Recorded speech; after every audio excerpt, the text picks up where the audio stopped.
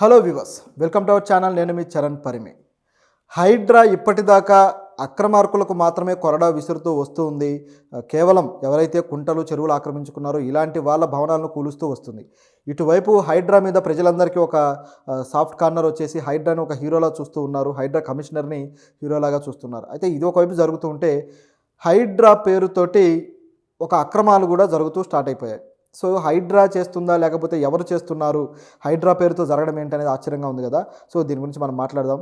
హైడ్రా పేరు అడ్డం పెట్టుకుని ఒక వ్యక్తి, అంటే ఆయన కూడా రంగనాథ్ గారు బాగా తెలుసు నాకని చెప్పేసి ఒక వ్యక్తి ఒక బిల్డర్కి ఫోన్ చేసి డబ్బులు డిమాండ్ చేశాడు.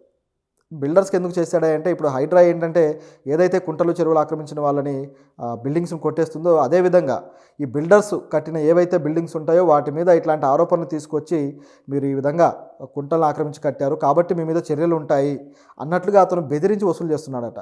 సో వివరాలకు వెళ్ళి చూస్తే ఎంసీఆర్ఓ ప్రాజెక్టు అలా ఎల్ఎల్పిని నిర్మిస్తున్న ఒక బిల్డర్. సో ఈ బిల్డర్కి ఒక వ్యక్తి ఫోన్ చేశాడు.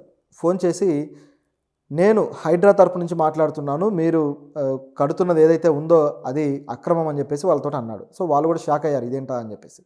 దాంతోపాటు అతను వాళ్ళ నుంచి డబ్బులు డిమాండ్ చేశారు. ఎక్కడ కలుద్దాము ఏంటని మాట్లాడినప్పుడు పిస్తా హౌస్ దగ్గర కలుద్దామని చెప్పేసి అతను చెప్పాడు. సరే అని చెప్పేసి వీళ్ళు కూడా వెళ్ళి కలిశారు. బిల్డర్స్ వెళ్ళి కలిసిన తర్వాత అతను కొన్ని ఫొటోస్, అంటే రంగనాథ్ గారితోటి ఎవరైతే ఇప్పుడు హైడ్రా కమిషనర్ ఉన్నారో ఈయనతోటి కలిసి దిగిన ఫొటోస్ అన్నీ చూపించాడు. చూపించి, నేను ఈయనకు బాగా క్లోజు, సో నేను ఎంత చెబితే అంతే, కాబట్టి నువ్వు కానీ వినకపోతే హైడ్రా వచ్చి యాక్షన్ తీసుకుంటుంది అని చెప్పేసి బెదిరించాడు. అతని పేరు డాక్టర్ విప్లవ్ సిన్హా. అతను పేరుకి సోషల్ యాక్టివిస్ట్గా చెప్పుకుంటాడు, అదేవిధంగా సోషల్ ఈ వర్కర్గా కూడా చెప్పుకుంటూ వస్తుంటాడు అనమాట. సో ఇతను అలాంటి బోర్డు ఒకటి పెట్టుకొని యాక్టివిస్ట్గా అక్కడికి ఆ నిర్మాణాలు చూడడానికి వచ్చిన ప్రజలకి తప్పుడు సమాచారాన్ని అందించి వీళ్ళు అక్రమంగా కడతారు అది ఇది అని చెప్పేసి అందించి వాళ్ళని మభ్యపెడుతూ ఉన్నాడనమాట. అదేవిధంగా మీరు సేఫ్గా ఉండాలి ఇక్కడ కొన్ని, అంటే ఈ హైడ్రా యాక్షన్ తీసుకోకుండా ఉండాలంటే నాకు డబ్బులు చెల్లించాలి అని చెప్పేసి బెదిరిస్తున్నాడట.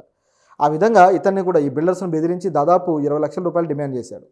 సో దీంతోపాటు అతను ఇక ఏం చేయాలో అర్థం కాని పరిస్థితులు పడిపోయాడు. ఈయనకు డబ్బులు ఇవ్వాలా వద్దా, నిజంగా ఈ హైడ్రా నుంచి ఇది జరుగుతుందా, హైడ్రా నుంచి ఏమన్నా ఇండైరెక్ట్గా ఇలాంటి యాక్టివిటీస్ జరుగుతున్నాయని చెప్పేసి ఆయనకు భయం వేసింది. సో దీనికి ఇన్ఫర్మేషన్ క్లారిటీగా లేదు. ఇప్పుడు అతను వచ్చేసి తన గురించి చెప్పుకుంటూ అమీన్పూర్లో ఏది ఉన్నా సరే నన్నే అడుగుతారు, అమీన్పూర్ వాస్తవ్యుడు అనమాట. సో అక్కడ అనేక నిర్మాణాలకు సంబంధించి కూడా నా డెసిషన్ ప్రకారమే వెళ్తూ ఉంది హైడ్రా అని చెప్పేసి అతను చెప్పుకుంటున్నాడు. సో దాంతో ఇంకా పూర్తి స్థాయిలో నమ్మాల్సి వచ్చింది బిల్డర్కి, నిజమేనేమో అని చెప్పేసి. సో ఏం చేయాలో అర్థం కాలేదు.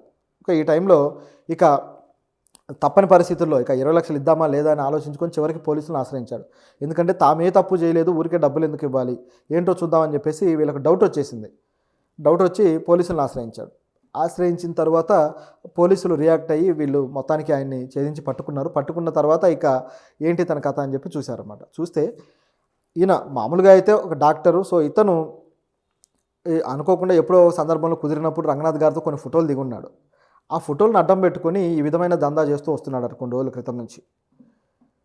సో అమీన్పూర్ పోలీసులు ఇక రియాక్ట్ అయిపోయి అరెస్ట్ చేసి చివరికి ఇతన్ని ఇక పూర్తి వివరాలు ఇంకా బయటికి రావాల్సి ఉంది, సో ఈరోజు బయట పెడతా అని చెప్పేసి పోలీసులు కూడా అన్నారు. అయితే ఇక్కడ ఒక గమనించాల్సిన విషయం ఏంటంటే హైడ్రా పేరుతోటి దందాలు అనేవి ఆల్రెడీ మొదలైపోయాయి. హైడ్రా పేరు చెప్పేసి హైడ్రాలో మేము ఆఫీసర్లము, లేకపోతే హైడ్రా మాకు బాగా తెలిసిన కంపెనీ, ఒక తెలిసిన కమిషన్ కాబట్టి మేము చెబితే మాట వింటారు అని చెప్పేసి అనేక మంది దగ్గర డబ్బులు వసూలు చేస్తున్నది ఒకవైపు జరుగుతూ ఉంది. మరొక వైపు చూసుకుంటే హైడ్రా ఇలా కొట్టుకుంటూ వెళ్ళిపోతుంది, ఎక్కడా కూడా ఆగట్లేదు. అయితే హైడ్రా కూడా కొన్ని విషయాల్లో ఒక అడుగు ముందుకు ఒక అడుగు వెనక్కి వేస్తున్న సందర్భాలు కూడా మనం గమనిస్తూ ఉన్నాం. కొంతమంది వ్యక్తులు అయితే డిమాలిష్ చేశారు, కానీ బడాబాబులవి ఏవైతే ఉన్నాయో కొన్ని మాత్రం డిమాలిష్ చేయడానికి ఒక అడుగు వెనకేస్తున్నారనేది ప్రస్తుతం ఉన్న పరిస్థితి. అయితే హైడ్రాకి ఇప్పుడు మళ్ళీ కొత్తగా కమిషనర్ రంగనాథ్ గారికి కొత్త బాధ్యతలు కూడా అప్పచెప్పారు.